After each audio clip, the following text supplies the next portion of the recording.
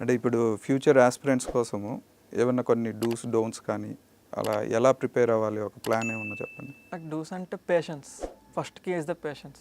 1 ఇయర్లో వచ్చేయాలంటే దాని గురించే ప్రతిసారి ఆలోచిస్తే మనకి అది కష్టం అవుతుంది. సో దాని గురించి ఆలోచించకుండా నీ ట్రై నువ్వు చేయి, మిగతాదంతా వస్తుంది ఆటోమేటిక్గా.